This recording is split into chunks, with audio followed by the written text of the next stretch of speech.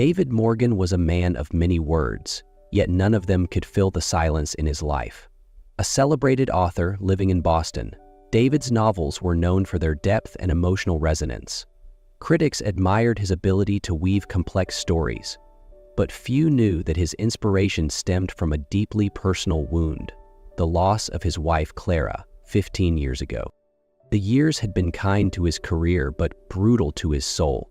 Success brought him accolades, wealth, and recognition, but it couldn't replace what he had lost. Clara's death had left a void so profound that no amount of literary brilliance could mend it. Despite living in a city buzzing with life, David found solace only in solitude. His apartment, filled with books and awards, felt more like a mausoleum than a home. On stormy nights, David often walked aimlessly through Boston's cobblestone streets, seeking the comfort of memories he couldn't let go of. Rain seemed to mirror his mood, relentless and heavy, washing over him like the grief he carried. It was on one such evening as the rain drummed against the pavement that David noticed her. Under the awning of an old cafe, a young woman sat huddled, clutching a small child. Her clothes were damp, her hair plastered to her face, and her arms wrapped protectively around the baby. Something about her stopped David in his tracks. For a moment, he hesitated.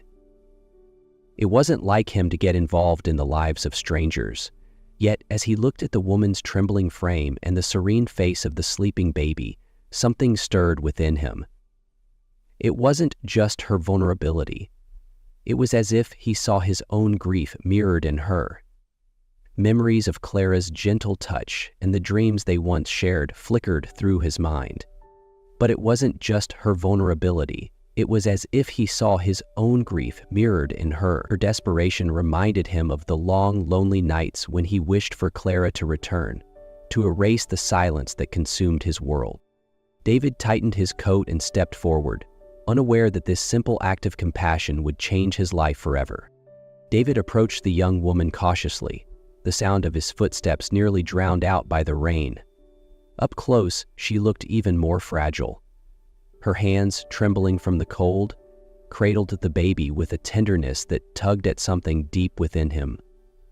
The child, wrapped in a thin blanket, was quiet, its small face peaceful despite the dreary surroundings.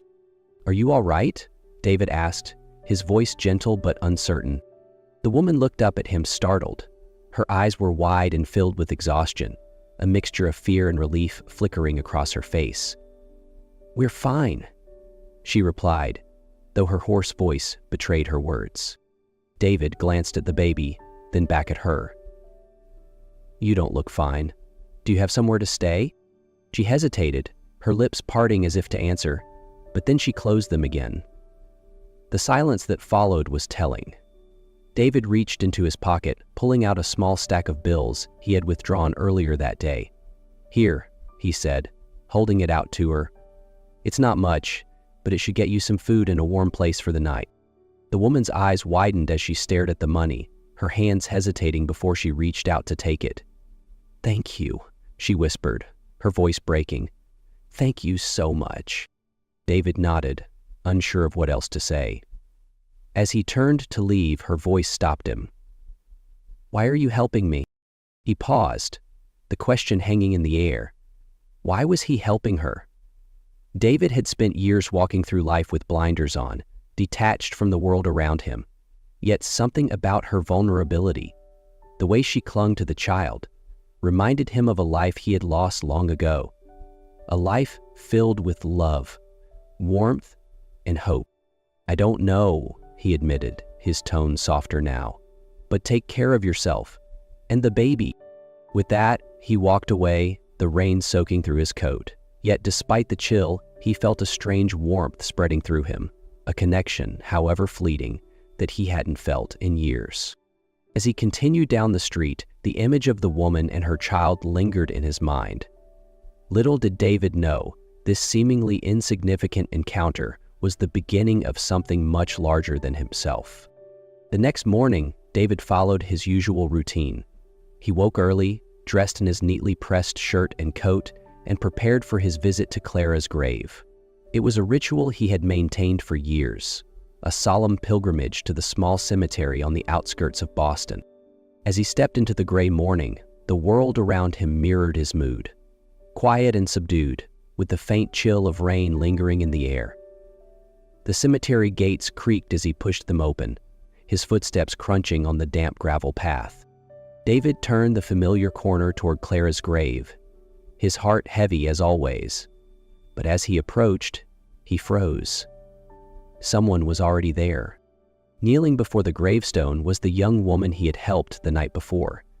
She cradled her baby, her shoulders shaking as though she were crying. David stood still, his mind racing.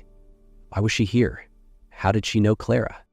"Excuse me?" he said cautiously, his voice breaking the stillness. The woman turned abruptly, startled. Her eyes were red and puffy, and she quickly wiped her face with her sleeve. "I'm sorry," she mumbled, her voice shaky. "I didn't mean to intrude." David stepped closer, his confusion growing. "You were outside the cafe last night," he said slowly. "I gave you money. But what are you doing here? How do you know Clara?" For a moment, the woman hesitated. She glanced down at her baby, as if gathering the strength to speak. "Clara," she said softly, her voice trembling, "was my mother." David felt the ground shift beneath him. He stared at her, his breath caught in his throat. "That's impossible," he stammered. "Clara never had a child. She would have told me." The woman shook her head, her expression somber. "She did," she said quietly. "She had me. She just never told you." David's mind reeled, his thoughts a chaotic whirlwind. Clara had been everything to him, and yet here was a secret so monumental it threatened to unravel everything he thought he knew about her. "Who are you?" he asked, his voice barely above a whisper. "My name is Lila," she replied, her tone steady despite the tears in her eyes. "And this," she looked down at the baby in her arms, "this is Elliot, your grandson." The words hit David like a tidal wave. He stumbled back, his legs unsteady. "No," he muttered, shaking his head. "That can't be. Clara wouldn't have kept this from me. She wouldn't." "I didn't know about you either," Lila said softly. "Not until recently. I was adopted after she died. I never knew her. But when I found out her name, I had to come. I had to know who she was, and who you are." David stared at her, his heart pounding. The woman before him was a stranger, yet her features, her eyes, the curve of her face, bore an unmistakable resemblance to Clara. For a long moment, neither of them spoke. The cemetery was silent save for the distant rustle of leaves in the wind. Finally, David found his voice. "Why now? Why are you here?"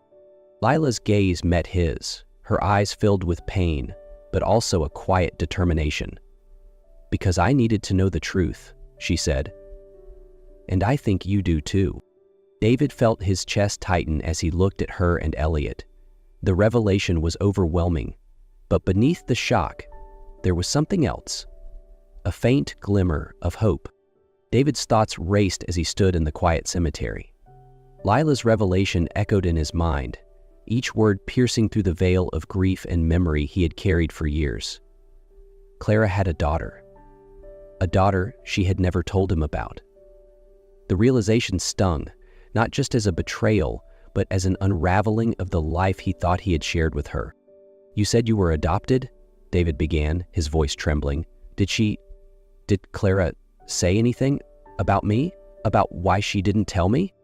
Lila shook her head, her expression softening. "No, I never knew her, not really. I was just a baby when she passed. But I found this." She reached into her bag and pulled out a folded piece of paper, worn with age and creased from being handled so many times. "It's a letter. I found it among the things left behind by my adoptive parents." David took the letter with shaking hands, his heart pounding as he unfolded it.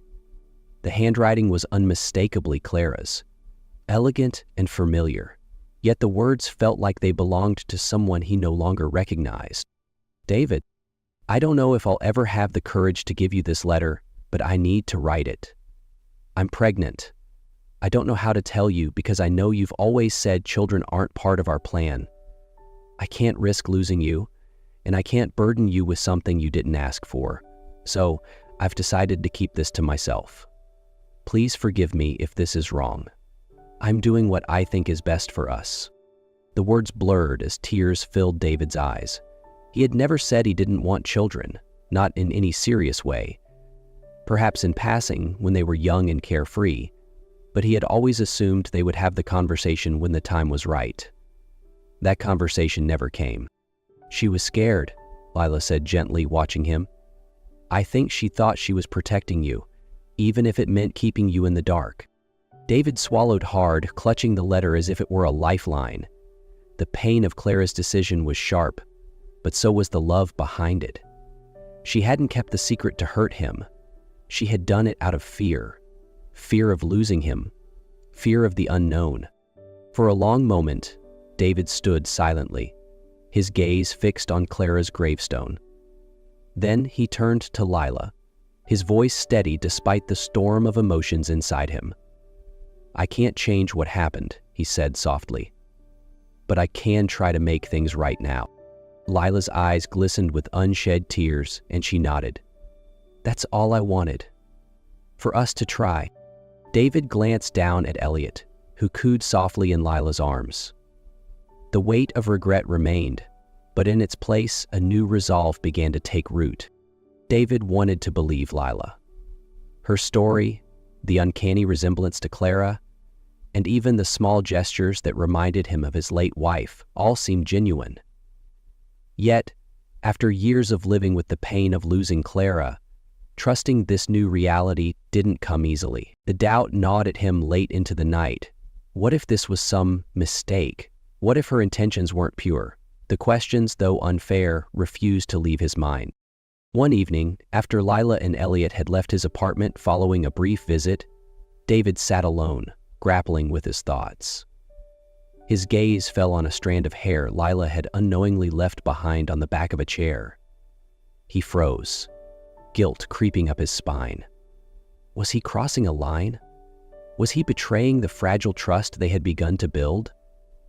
Yet the fear of being wrong, of clinging to a hope that might shatter, gnawed at him. Finally, with a heavy sigh, he sealed the hair in an envelope. "This isn't about her," he muttered to himself. "It's about the truth." Hesitation gripped him. Was this the right thing to do? He hesitated, guilt rising in his chest. Was this the right thing to do? After a long pause, he picked it up carefully and sealed it in a small envelope. The next day, David submitted his own sample to a DNA testing service, along with Lila's. He told himself it wasn't about mistrust. It was about certainty. He needed to know not just for himself, but to fully open his heart to her and Elliot. Over the next week, David continued to see Lila. Their relationship began to shift from cautious conversations to genuine moments of connection. One afternoon, as they walked through the park, David found himself laughing as Elliot, toddling unsteadily, tried to chase a squirrel. The boy's giggles filled the crisp autumn air, and for a moment, David felt a sense of peace he hadn't experienced in years. Still, the weight of the unanswered question remained. When the results finally arrived, David sat alone at his desk, staring at the envelope. His hands trembled as he opened it. The report was clear. Lila was his biological daughter. Relief washed over him, followed swiftly by guilt. How could he have doubted her? How could he have questioned her sincerity when she had come to him with nothing but honesty and vulnerability? That evening, David invited Lila over. As they sat in the living room, Elliot playing on the floor between them, he decided to tell her the truth. "I need to apologize," David began, his voice heavy. Lila looked at him, her expression a mix of curiosity and hesitation. "For what?" I had a DNA test done," he admitted. "I needed to be sure." Lila's eyes widened, but instead of anger, a small, knowing smile crossed her face. "I get it," she said quietly. "Honestly, I might have done the same thing if I were you." David exhaled, the tension leaving his shoulders. "It confirmed what I already knew," he said softly. "You're my daughter. And I'm so sorry for doubting you." Lila placed her hand lightly on his arm. "We're both figuring this out," she said. "I understand."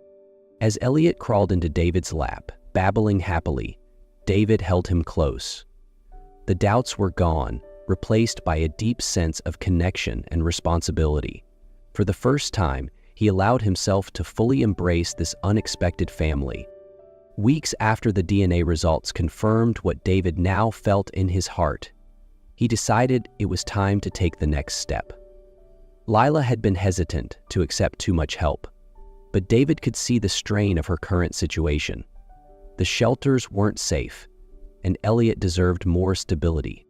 One rainy evening, David stood outside the shelter where Lila and Elliot were staying. The building loomed against the dark sky, its faded sign illuminated by a flickering streetlight. David clutched an umbrella in one hand and a small suitcase he had bought for Lila in the other. When Lila stepped outside with Elliot bundled in her arms, her face lit up in surprise. "David?" she said, her voice laced with both confusion and relief. "I'm here to take you home," David said simply. Lila blinked, her eyes filling with tears. "I don't know if we should—" "You should," David interrupted, his tone firm but kind. "It's not charity, Lila. It's family. You and Elliot belong with me." Lila stared at him, her emotions tangled between gratitude and hesitation.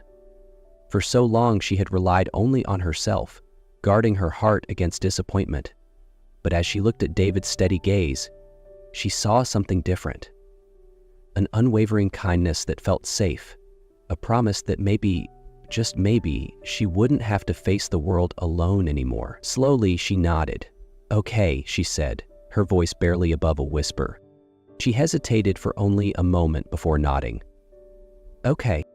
The drive to David's home was quiet, filled with the soft hum of the car engine and Elliot's occasional babbling from his car seat.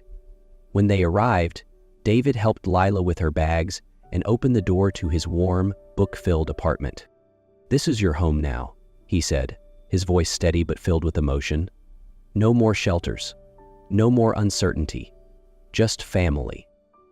As Lila settled Elliot into the crib David had set up in a spare bedroom, she turned to him. "Thank you." "Dad," she said softly. The word struck David like a beam of light cutting through years of darkness.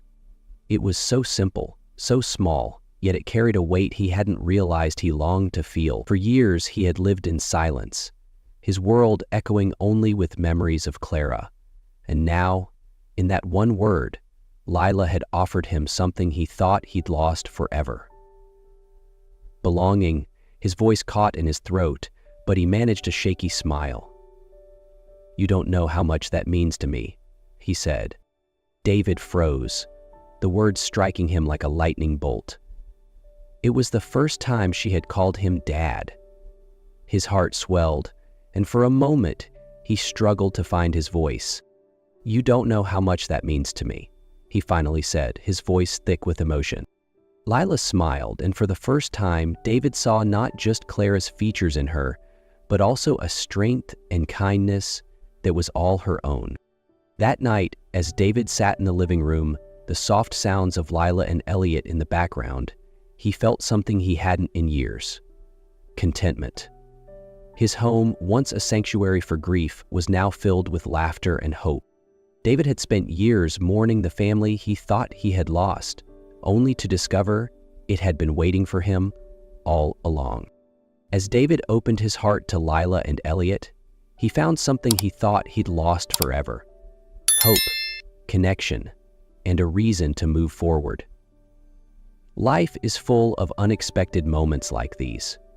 Moments that remind us of the power of family, love, and second chances. If this story moved you, don't forget to subscribe to our channel for more heartfelt tales like this. Let us take you on more journeys of discovery, healing, and the beauty of human connection. Click that subscribe button and join us in celebrating stories that touch the heart and inspire the soul.